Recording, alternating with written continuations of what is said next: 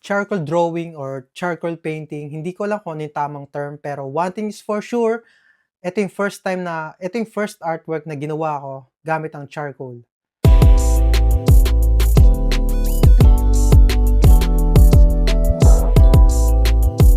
Welcome sa aking YouTube channel. Ako nga pala si Kel Martin, isa akong artist at nandito nga sa South Korea bilang isang OFW. Tanging goal ng YouTube channel ko ay mag-explore ng iba't ibang art style, art materials, at makapag-upload ng mga art-related videos. Hindi tulad dun sa alcohol markers na huli kong in-upload. Medyo komportable na akong gamitin kasi kahit papano more than 1 year ko na siyang ginagamit. Dito naman sa charcoal drawing or painting, first time ko lang talaga to gagamitin. Medyo nabigla din ako nung dumating yung art materials na in-order ko online. Nakaka-overwhelm kasi na ganito pala karami. Akala ko kasi sa isang balot, nandun na lahat. Yung pala, bukod-bukod pa pala. Nabigla ako dun sa dami ng art sponge na kailangan. Iba't ibang sukat, iba't ibang purpose din. Pati sa palette knife na madalas ko na nakikita, akala ko isa lang din kailangan. Kaso nung dumating isang set pala, yun, so hindi ko na masyado nitingnan basta binibili ko na lang kung ano yung mga nasa listahan ni Idol. Pati yung pan pastel na charcoal powder na akala ko pang makeup lang. Yun, nakakapanibago. Pero bumili na ako ng 2 piraso para just in case na magamit or maubos agad, diba? Pati yung drawing paper na Strathmore. First time ko lang din magkaroon nito. Kaya sinulit ko na. Ito rin sinabi kasi ni Idol na ginagamit niya. Kaya binili ko na din. Kahit medyo pricey. Pero kung sino nga ba yung sinasabi ko na idol?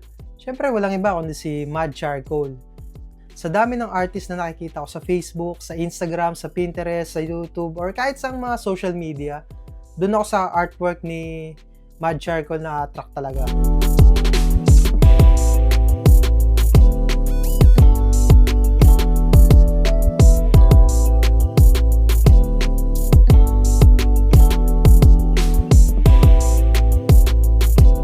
Sa dami ng mga artist na gumagamit ng charcoal powder, charcoal pencil, or kung ano man, lalo na yung mga specialized talaga dito, yung mga gumagawa ng hyper-realistic na drawing, paintings, yung kitang-kita yung detalye ng iris, ng buhok, talagang nasa-separate nila yung light to shadow, yung super smooth na pagkaka-blending ng skin, sobrang taas ng level ng skill. At for me, para sa akin, hindi ko kaya gawin yun. Aminado ako na hindi ko kaya talagang gawin yun. At para sa akin din, hindi ko masyado trip yung mga super hyper realistic na artwork na ganun. Kaya mula nung nakita ko yung artwork ni Mad Charcoal, parang mas natripan ko yung artwork niya. Hindi dahil sa kaya ko gayahin or kaya kong gawin, kundi parang mas may istorya lang para sa akin. Alam mo yung hindi masyadong perfect yung artwork pero mas may dating yung kwento. Parang mas may istorya yung artwork na ginagawa niya. Kaya naman mas na-inspire ako na gawin tong video na to para din kahit papaano masubukan ko kung ano yung ginagawa nila. Pati din yung mga ibang charcoal artist.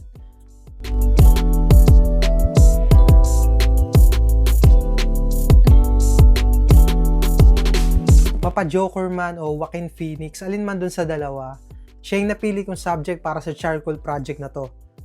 Kung bakit? Simple lang. Nung nakapag-decide na kasi ako kung ano yung susunod kong video na i-upload, siyempre, nag-research na ako sa YouTube, nanood na ako ng mga sangkatutak na YouTube tutorials, especially mga videos ni Mad Charcoal kung paano niya ginagawa yung artwork niya. Naganap na rin ako ng reference na medyo madali para sa akin. Hindi naman sa sobrang dali. Siyempre yung yung mga photography na black and white na agad. Para din kahit paano, hindi na ako mahirapan mag-convert or mag-edit ng pictures ng colored into black and white. Siyempre, gano'n naman talaga sa simula. Magkokopya ka lang muna na magkokopya ng mga image na available. Tapos, sooner or later, automatic na lalabas yung flow kung paano mo gagawin yung artwork mo. Pati yung art style mo siguro. Kung mag-stay ka sa isang media.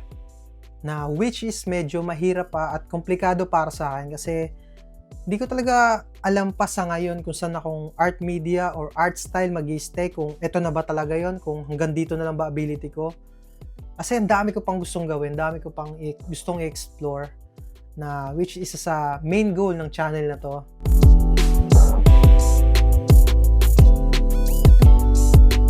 Anyway, award-winning movie yung Joker. Kaya naman talaga sobrang tindi ng pressure nito para sa akin. Bukod sa portrait, Siyempre, distinct din yung mukha niya. Tsaka maraming nakakilala sa movie na to, kaya isang maling guhit ko lang, maaaring makaapekto din sa artwork na ginagawa ko. Lalo na't freehand ang ginawa ko. Hindi na ako nag-trace, di ako nag-grid or kung ano man. Siyempre, ginaya ko talaga yung art style kung paano ginagawa ni Mad Charcoal yung artwork niya. At isa pa sa dahilan kung bakit nga ba Joker na movie yung napili yung subject. Siyempre, dito ko lang din talaga parang mas naunawaan yung backstory, kung paano siya nagsimula, kung bakit siya naging ganito or ganyan. Parang dito ko lang mas naunawaan lahat. Bukod doon, napakaganda rin kasi ng cinematography, ng pagkakaarte, kaya naman sobrang nagandahan talaga ako. Kaya talagang challenge ko din yung sarili ko na, sige, pahirapan ko yung sarili ko ng konti. Bukod doon, speaking of cinematography, isa rin sa mga future project ko dito sa YouTube channel ko na makapag-art venture sa mundo ng filmmaking. Gusto ko kasi na mas maunawaan pa kung paano nabubuo yung isang pelikula mula sa pagsusulat, sa pag-iisip, hanggang sa matapos sa pag-shoot. Gusto ko talaga maunawaan lahat yan. Although, nakagawa na ako ng isang movie, although 1 minute lang yon, tapos voiceless pa. Pero at least kahit pa paano, nagkaroon na ako ng experience. Kahit pa paano, meron na rin akong idea kung paano kina-color grade yung video para maging cinematic. Basta lahat yun. Gusto ko pa ng mas matinding kaalaman pa tungkol doon. Isa yun sa mga future projects dito sa akin channel.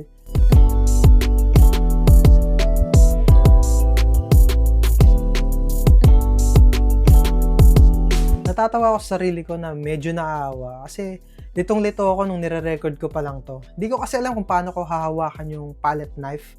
Kung parang pa-ballpen ba or parang nagpapalitada ng pader or parang brush ba. Di ko alam kung paano yung tama. Di pa kasi ako komportable. Siyempre, first time nga, di ba? First artwork. Bukod doon, siyempre, yung mga art sponge, kung paano ba ginagawa yung smooth blending. May nasa isip ako na gusto kong ma-achieve, pero pag ginagawa ko na siya, bakit hirap na hirap ako? Kaya nangyayari, pahid, bura, hanggang sa tumatagal na siya. Hindi ko napansin na 1 oras at kalahati ko na itong ginagawa. Na 1 oras at kalahati na ako nagdo-drawing. Na siguro dapat sa iba, 30 minutes lang eh. Pero sana parang ang tagal. Pero wala, ganun siguro talaga sa simula. Pero nung medyo tumagal-tagal na konti, na gagamay ko na siya kung paano rin siya hawakan.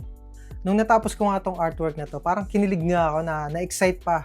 Ginanahan pa ako mag-drawing nito. Sinundan ko pa to ng 2 artwork. Kung makikita mo ngayon, nasa likuran ko yung self-portrait ko. Tsaka, syempre, yung pinaka-paborito ko. Portrait yan ng sadyang nim ko or boss ko dito sa South Korea. Hindi ko pa nga nabibigay ito hanggang ngayon eh. Bala ko nga sana bumili muna ng frame para kahit pa paano pag binigay ko sa amo ko, medyo naka-frame na. Diba? Para mas presentable. Kaso iniisip ko na parang medyo nakakahiya kasi wala naman silang idea na ito yung ginagawa ko pag during day off. Pero siguro naman ma-appreciate nila ito, diba?